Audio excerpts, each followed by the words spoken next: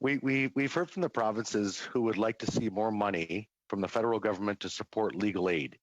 Instead, according to the main estimates, less money will be provided in 2021-22.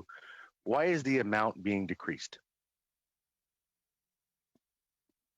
And if the officials can just identify themselves as to who would be answering that question. Good morning, Madam Chair. This is Nathalie Drouin, Deputy Minister, Justice Canada. I just want to say at the beginning that I'm really pleased to be with you now. So as you know, in 2016, we have announced a big increase in legal aid. But in that budget, we have a specific $2 million that was only for a couple of years dedicated to increase innovation. And it's only that $2 million part of the budget that's sunset this year. So this is why you see a decrease. Thank you very much to the witness, and through you, Madam Chair. What conversations have you had with provincial counterparts on this funding cut? So we didn't have, so that was, well known in advance. So we didn't really have questions or conversation about that. I think that the last conversation we really had about legal aid recently was more about the impact of the pandemic, recognizing that because the court shut their operations specifically at the beginning of the pandemic, that we can expect, some sort of a backlog in the coming months, and that can affect, in particular, criminal legal aid. So that's one of the discussion we had also. We had also conversation about legal aid and systemic racism and racism in the justice system. So this is why we have announced also, and we discussed that also in the December FPT meeting, that Canada will provide and help to do an assessment to be able to do an impact of the legal system on minorities and especially visible minorities. So that was the recent conversation we had about legal aid. Okay, thank you. I think it's really important that we do bring our provincial friends to the table and have those discussions. How do you expect legal aid programs to replace that money that's being lost then? So as I said, the $2 million was an innovative kind of fund, and it was to increase the effectiveness and the efficacy of the legal aid.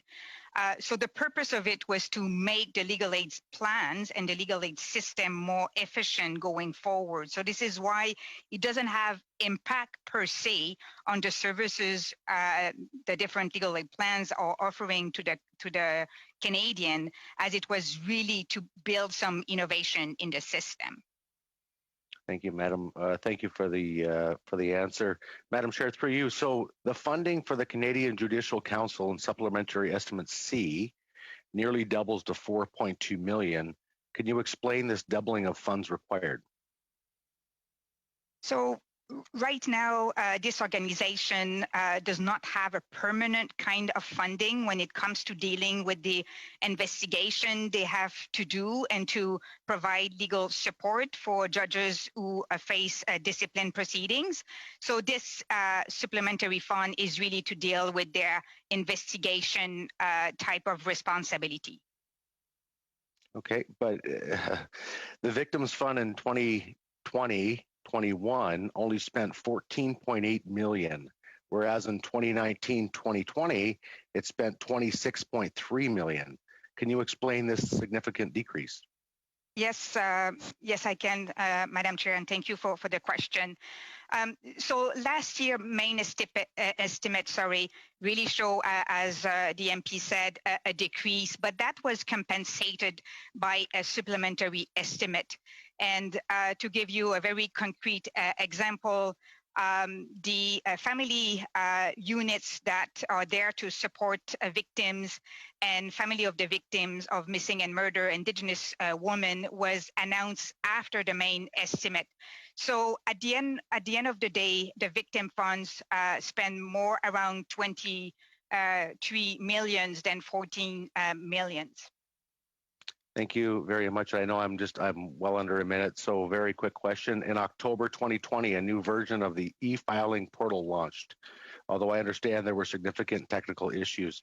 Can you address the costs associated with this new e-filing portal and when it is now planned to launch again? Madam Chair, I guess the question is related to the CAS organization. I will provide an answer, but I may have to go and work with my colleague to make sure that I provide the appropriate answer. I think it's the supplementary estimate offered a $5 million top up to the CAS budget to support them operating in a COVID environment. And of course, that budget was not only for IT, but also for, plexiglass and other distancing measures that they had to put in place. But of course, everything they have put as measures regarding IT will stay, post-pandemic and will support the efficiency of the CAS system. Thank you, Madam Chair, and thank you to the witness. Thank you very much.